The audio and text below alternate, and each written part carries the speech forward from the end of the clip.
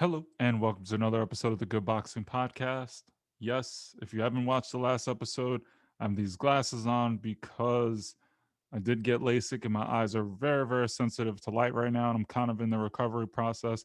However, I wanted to keep creating because I'm getting a little bored. I can't train, and for a little while, I couldn't look at the screen, but I'm feeling a little better. So I just wanted to get out there, create, because I'm on a mission. And with all the exciting changes coming and all the exciting announcements I have to make in the next couple of weeks about the setup, the progress of the channel, intros.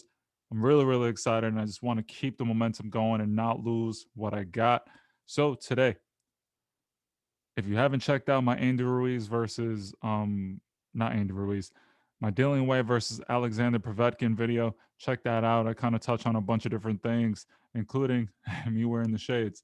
But today, I wanted to touch on a couple of announcements that happen or are happening in boxing.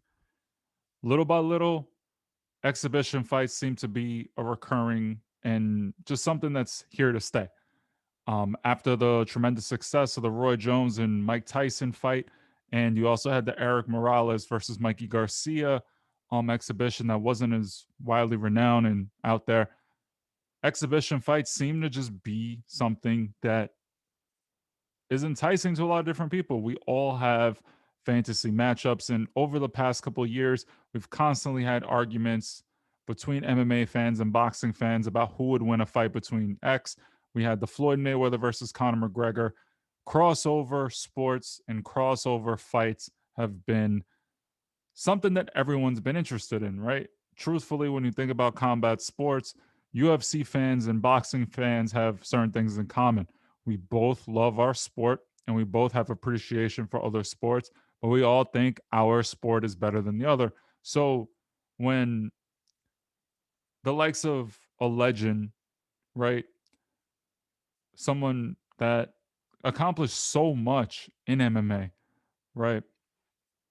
Someone that at one point and is still considered one of the GOATs ever, Anderson Silva, decides to take on someone who in boxing has one of the greatest names ever, especially in Mexican history for boxing, Chavez. Right? Chavez was someone that essentially carried the Mexican style on his back and is really world renowned as probably one of the best Mexicans in history of boxing. Well, let's really think about it. But his son, however, was not the same. His son did not live up to the Chavez name, and his son kind of fell a little flat. So evidently, Anderson Silva and Chavez Jr. have agreed to square off in an exhibition fight, or actually is a real fight. And that's going to actually take place very soon. I believe it's June 19th. I I personally can't believe it, but I can't even be mad at it. Honestly, Chavez Jr. constantly has fallen flat. The last time we saw him in the ring, I saw him quit against Daniel Jacobs. Was it a close, tough fight? Yeah, was Daniel Jacobs fighting with his head? Sure. But at the end of the day, Chavez Jr. should have finished that fight, and I'm not sure what happened. I saw him quit, and they stopped the fight, and it ended up just stopping. Again, just tarnishing the Chavez name. So I don't know what to say. I don't know what to do.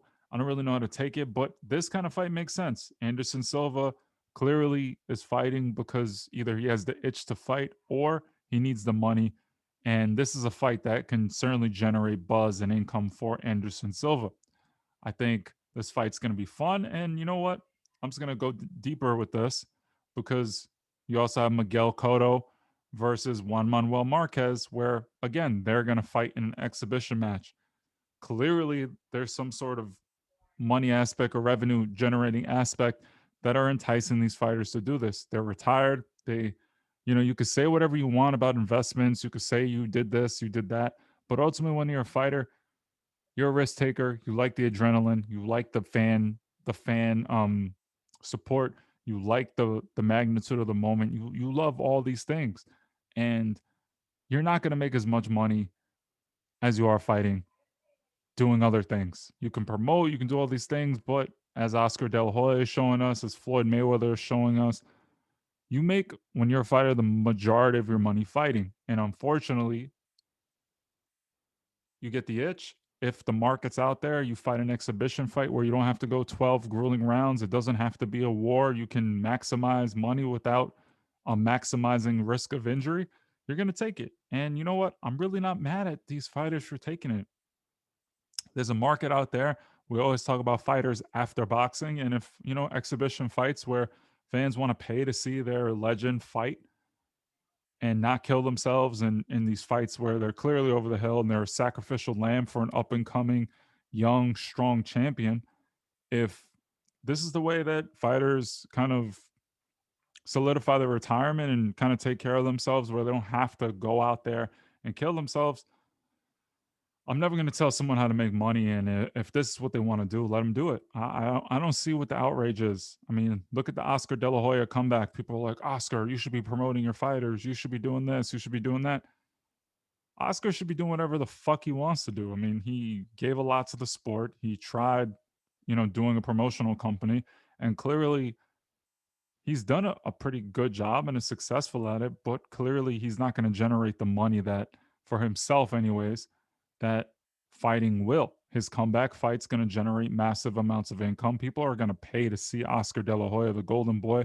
For Christ's sakes, Triller had its most downloads of all time when they announced that Oscar De La Hoya was going to fight on the platform. So I don't know what people expect.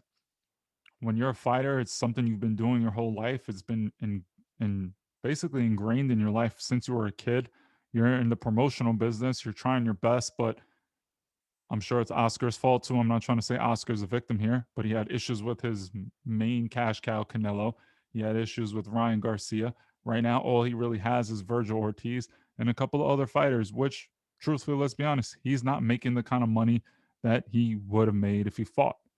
And when he fights, he's going to make a nice chunk of change. And why shouldn't he? I mean, Golden Boy is a great brand. I mean, Oscar De La Hoya, for the exception of Andre Ward, is like one of the last prominent gold medal champions from the USA team. So I don't know what to say. I don't know how to feel about it, but let these fighters just fight. I mean, Miguel Cotto had a bunch of wars. He gave so many years. Why can't he fight Juan Manuel Marquez, who also gave so many wars to the fans for a chunk of change?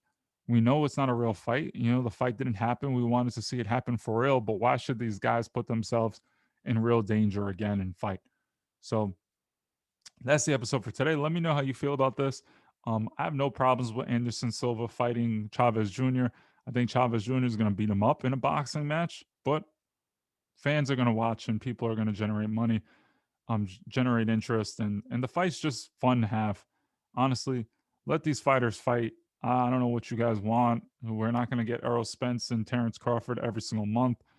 Fighters that no longer can fight at the top upper echelon of the level should have some sort of platform and should have, I guess, a space to provide their fans and their lifelong fans a little bit of entertainment. I think we just have to stop with this. Oh, you're X, you're Y. You got to do this, you got to do that. Let people do whatever they want. Stop putting people in a box. Stop putting people in whatever you want them to be. Let them be what they feel like they want to be. Oscar De La Hoya tried being a promoter. He's a pretty successful one, but he also was a pretty successful fighter. And why can't he fight? I mean, the guy has talent. Sure, he's old, and we'll get to see what he has. The same way we let Mike Tyson get in the ring with Roy Jones and show what they had. You saw that they had some skills. Sure, it wasn't the skill that they had when they were younger, but let them have it. So that's kind of the episode for today. I got way more episodes coming again. I'm home. I'm kind of bored. I just want to really, really, really, really create and get back on track and get back into a flow. That's the episode for today. If you're not following, follow on Instagram at Good Boxing Podcast. And if you're not following the YouTube channel, feel free to subscribe. The qualities are really going to get up there, and I think you guys are going to really enjoy these episodes. Thank you so much, and have a great day.